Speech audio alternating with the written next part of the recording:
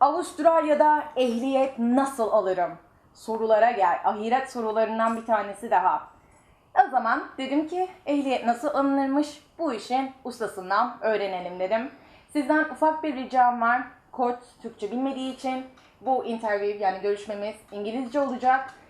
Lütfen YouTube'da İngiliz altyazı ayarlarından Türkçeyi seçmeyi unutmayın. Ben sizin için çeviriyi yaptım bile. Şimdiden rica ederim. İyi seyirler.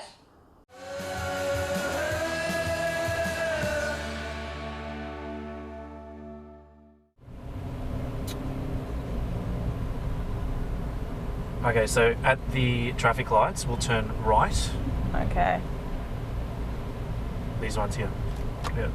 So slow down. So we're talking about the positioning here. Remember that? Yeah. Yeah. Good. Envelope. Well, first of all, thank you for doing for us. No problem. Maybe after this, you will have like lots of Turkish students Yes, hopefully. coming to you. Correct. So lots of questions I'm receiving about Australian lifestyle, and one of the really important question and keep repeating to me is like how they can obtain Australian driver license. Yeah. Most of the people they will have their Turkish driver license, I do believe. Yeah. Can you just like tell us how the system works with the driver license? Yeah, so when someone would come from Turkey and have their Turkish license, they can drive here as long as they have it accompanied in an English translation.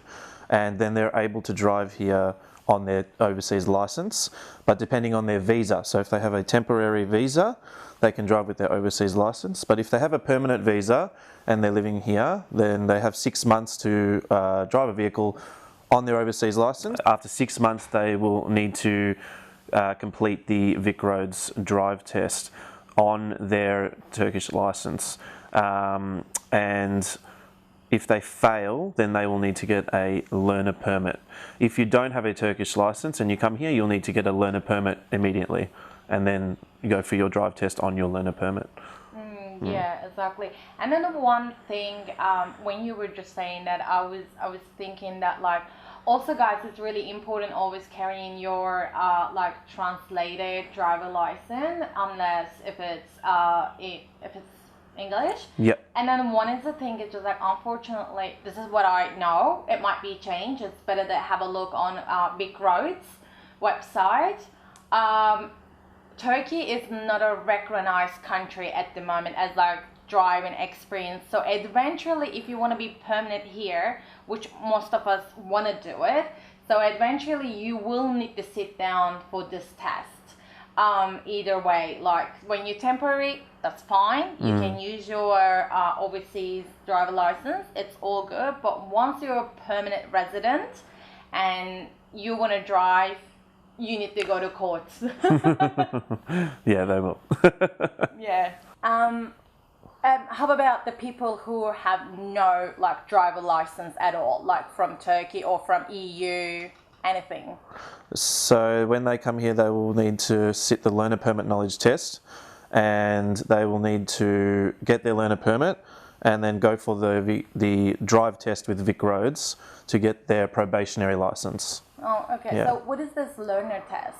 So the learner test, the learner permit knowledge test is just a questionnaire where they go in and they answer a bunch of questions in regards to the road law, things like that, according to Victorian road law, and then they get their learner permit. Okay. Is there any age, like minimum age you need to be for this test? 16 years and over. Okay. Yeah. Oh, that's good. And then what's happened once they got their learner permit? So once they get their learner permit, then they are allowed to sit the drive test. Okay, and when they go for their drive test, they're tested over 2 stages, and there's an assessor that comes along and sits in the back seat or in the front seat if they have their own vehicle, and they go for about a 30-minute drive test. They're split up into 2 stages to get their probationary license for 3 years, depending on their age. So if they're over 21. But the test can be quite nerve-wracking. You know what it was like going yourself. But basically the test is split up into 2 stages. So we have stage 1 and stage 2.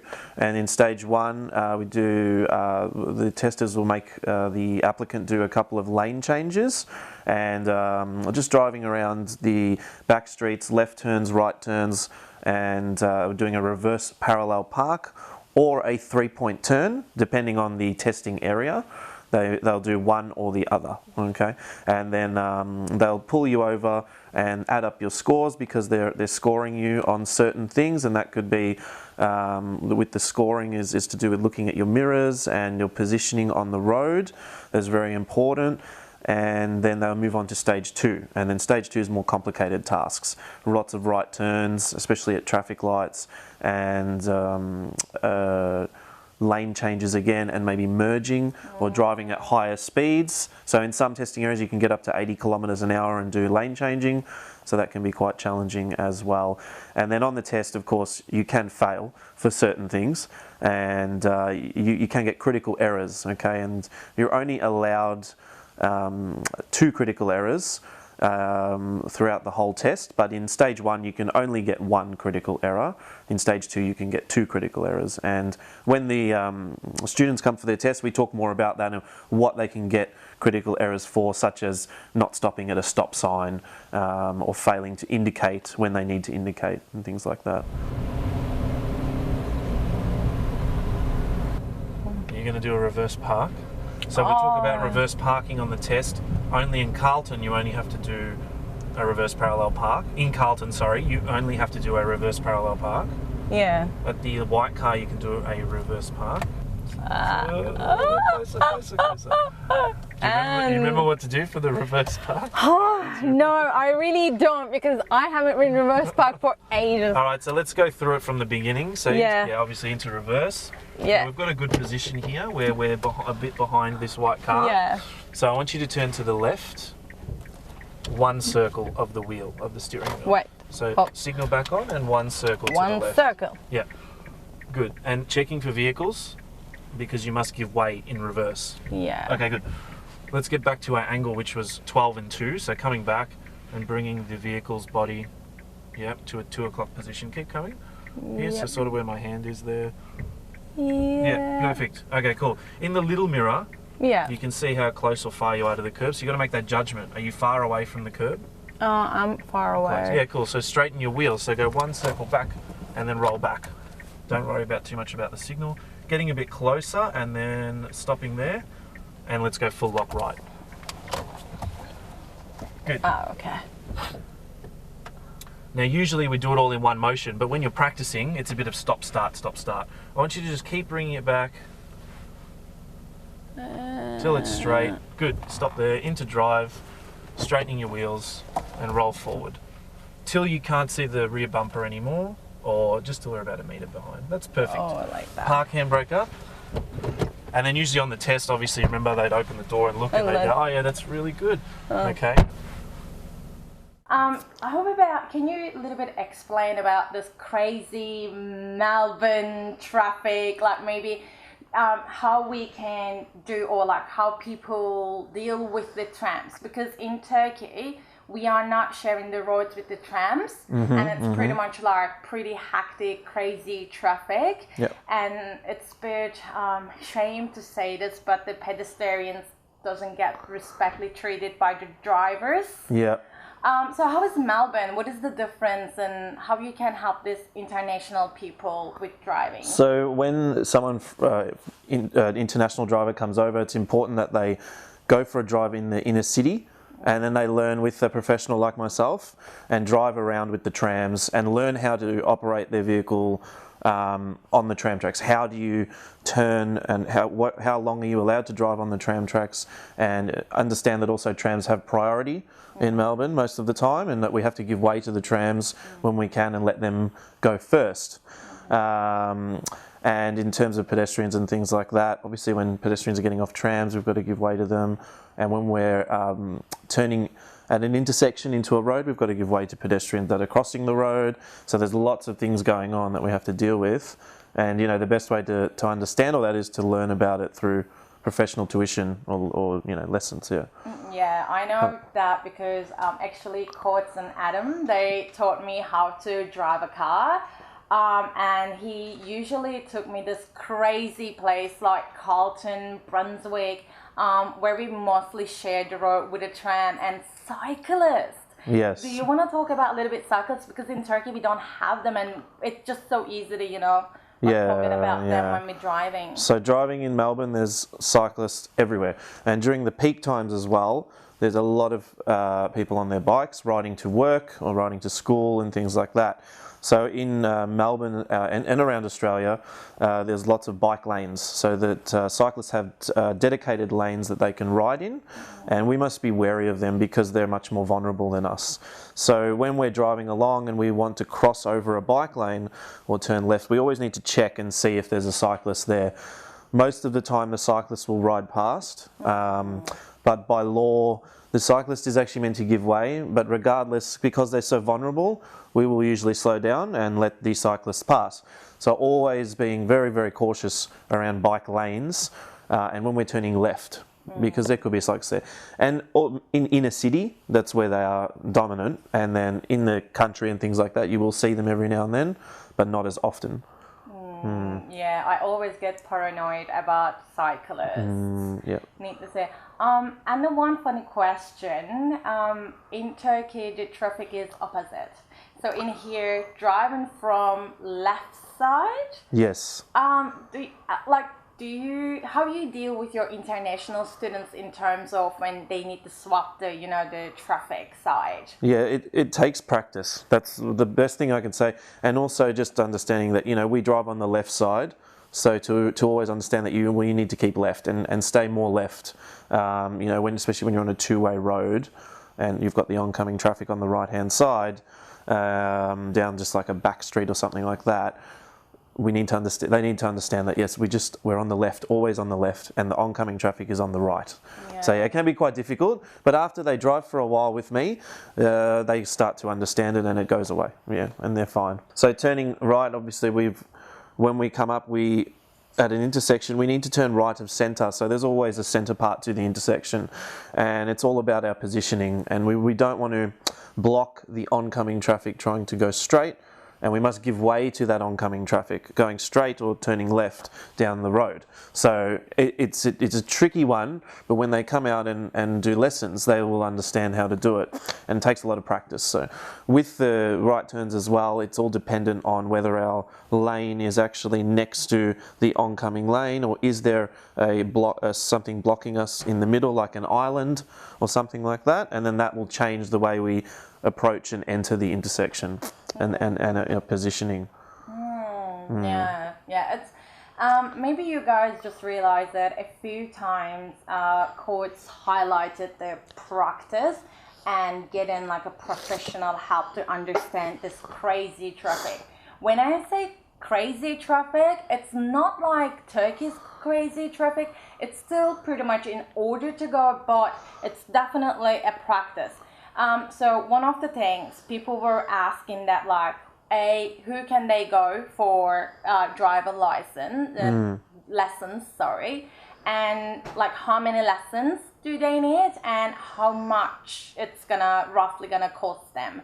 So is there anything? So the best thing to do is to go for initially one lesson with myself and get an assessment and see how you are and where you are at in terms of your road law knowledge in Victoria, how you drive your vehicle, all that kind of stuff. And then we can determine how many lessons to go on with from there, because it's very difficult to say, oh yeah, you can do 3 lessons or 5 lessons when we haven't actually been out and driven, and I don't know what the student is like. So it's best to get an assessment first. And in terms of price, we charge $1 a minute. So if we've got 60-minute lessons, it's $60. If we're doing 45, it's $45. And when we go for the driving test, it varies in time, so you just pay for the time that you use. So you hire us, and if it goes for 45 minutes, if it goes for 60 minutes, if it goes for 90 minutes, it's going to cost that much. Yeah.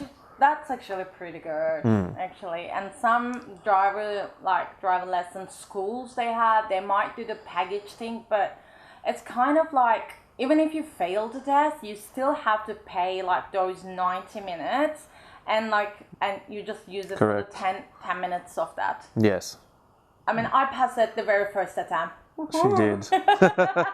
I managed that, and it was Carlton. So when you guys come and see Carlton, you will understand why I'm so proud of myself and passing on my first attempt. So now it's raining very heavily. We've got to drive a bit slower and take it more easy and increase our awareness and observation. Yeah. Because you just can't see, and the white lines, the painted white lines, they actually get harder to see. You know, they're very hard, much more difficult to see on the road. I don't know, that was a really good experience though. I haven't been drive like this before. I mean, this Carlton, is my very... Yeah, you should come out and drive more in Carlton. I should. Highways are still like freaking me out for some reason. Yeah, it takes a while to get used to it. Sometimes everyone's different though. I want to ask you a couple of questions about Australian traffic rules and penalties and fines and the point system. Yep. Because we don't have point system in Turkey. Yep. If we do have, maybe it's recently changed. So what's the point system and how rough they are? So in Victoria, you incur demerit points. So it used to be, I think they deducted. So you had 12 demerit points and you would lose them, but now they'll be added up. So you'll get, if you're speeding less than 10 kilometres under the speed limit, you get close to $200 fine. So you could be doing 45 in a 40 zone or something like that. That's less than 10 kilometres an hour, and then you'll get a $200 fine almost, and you'll incur 3 demerit points. So, and then you've got 12 on your probationary and full license, and as soon as you hit 12, you'll lose your license. So you definitely don't want to do that. No. And I know in here, drink driving is something like no. Yes, so very, very big on drink driving and speed, and obviously drink driving is just silly and people shouldn't do it. So there's big penalties for that, and obviously you can lose your license, you can pay thousands and thousands of dollars. Yeah. They're pretty strict. They're pretty strict. Well, is there anything that you want to add it on, like it's really important for international drivers like who's come into Victoria? Yeah, of course. So recently, I don't know if you remember, but there was a lot of things. There was an article in the news about international drivers and should they sit a test when they come down here and things like that.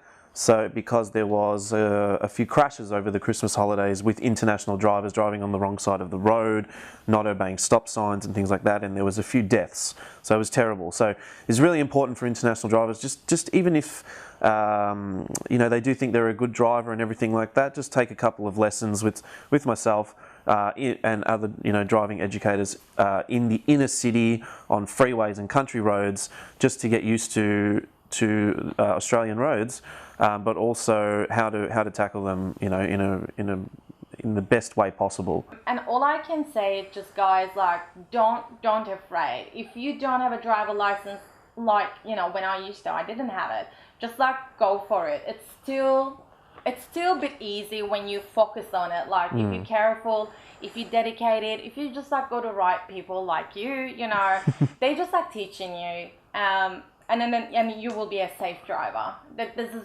what it is in Australia, being a safe driver. Yeah, and understanding everything as well. And, because the drive test and getting your license is great, but it's not testing you on freeways and country roads.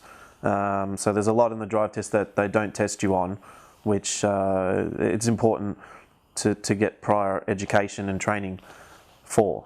Well, exactly. Yeah. Well, this is all I have for asking for the people who's watching us from Turkey. But is there anything that you want to top it up or? Just to say to the people from Turkey to come here and get the practice and go out with someone like myself and learn the rules and how to tackle the frantic and busy roads of Melbourne. Yeah. Exactly. Yeah. Thank you so much for this. It's okay. It was great. It was great. Şimdilik bizden bu kadar arkadaşlar. Umarım sizin için yararlı bir bölüm olmuştur. Ben Cortz'un zaten kendisine ait olan iş yerinin linkini aşağıya bırakıyorum. Sizin de herhangi bir sorununuz olursa, yorumunuz olursa, kendisiyle görüşmek isterseniz lütfen aşağıda yorum kutusuna yazın. Elimden geldiğince cevaplamaya çalışacağım. İzlediğiniz için çok teşekkür ederim. Yeni bölümlerde görüşmek üzere.